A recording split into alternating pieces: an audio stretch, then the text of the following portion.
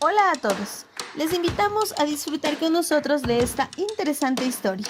Bienvenidos. A principios del siglo XIII sucedió un hecho casi desconocido que a punto estuvo de cambiar la historia de la España y la Europa medieval: la entronización como rey de Castilla de un príncipe francés, Luis, futuro Luis IX de Francia. Pero antes de conocer esto, hay que retrotraerse al año 1214 para comprender todo lo sucedido. En este año murió el rey de Castilla, Alfonso VIII, y le sucedió su hijo Enrique I, siendo aún un niño. La regencia debía recaer en su madre, Leonor Plantagenet, pero ésta murió a los pocos días.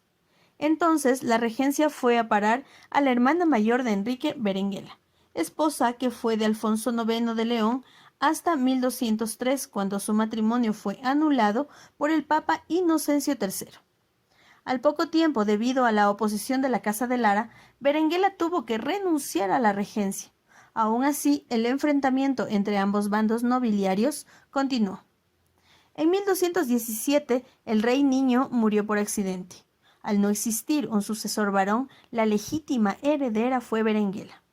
Esta, aunque siguió siendo llamada reina y ejerció como tal en ciertas circunstancias, cedió sus derechos a su hijo Fernando, que pasó a ser rey primero de Castilla y desde 1230 también de León, con el nombre de Fernando III. Aún con este nuevo rey, los enfrentamientos entre el partido de Berenguela y el de los Lara continuó, a los que se sumó el rey de León, que atacó las fronteras de Castilla al principio del reinado de su hijo. En el contexto de estas luchas surgió la primera noticia sobre los supuestos derechos de un príncipe francés al trono de Castilla. En esta versión de la crónica de 1344 se dice que tras la muerte de Enrique, los Lara, enemigos de Berenguela, debieron dar los castillos a Blanca, por ser la hermana mayor.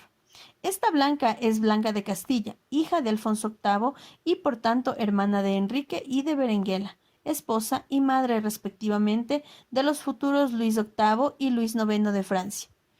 Pero esta crónica contiene un error o una falsedad intencionada, ya que Blanca no era mayor que Berenguela, sino menor. Aún así, cierta historiografía francesa mantendría lo contrario y menciona que el rey de Francia, Felipe Augusto, rehusó este ofrecimiento para evitar una guerra. Poco después, en un momento indeterminado del breve reinado de Luis VIII, entre 1223 y 1226, varios miembros de la nobleza castellana, rebelados contra Fernando, con Rodrigo Díaz de Camelos y Gonzalo Pérez de Lara a la cabeza, se dirigieron al monarca francés y se declararon sus vasallos. En una serie de 9 cartas, estos nobles decían que Alfonso VIII, en unas supuestas últimas voluntades, les había ordenado que devolvieran el reino de Castilla como parte de su herencia a un hijo del rey de Francia, si su propio heredero Enrique, el futuro Enrique I, moría sin descendencia. A continuación, estos nobles pedían al rey de Francia que les enviara a su hijo lo antes posible, prometiendo recibirlo como señor y asegurarle el trono. Esta petición podría considerarse un intento desesperado de parte de la nobleza castellana en su pugna contra Berenguela y Fernando, al que consideraban un extranjero por haber nacido en León. Los supuestos derechos de un hijo de Luis VIII al trono de Castilla vendrían por su madre Blanca, hija de Alfonso VIII. Aunque los derechos de Blanca eran inferiores a los de sus hermanas mayores, Berenguela y Urraca, reina consorte de Portugal ya fallecida, y a los de los hijos de éstas.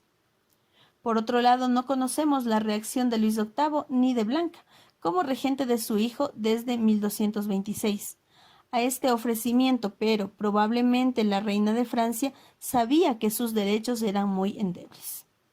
Una referencia a esta cuestión sucesoria la encontramos hacia 1237, cuando el trovador Sordel en una de sus obras hace mención a estos supuestos derechos y dice que Luis IX perdió Castilla por ineptitud.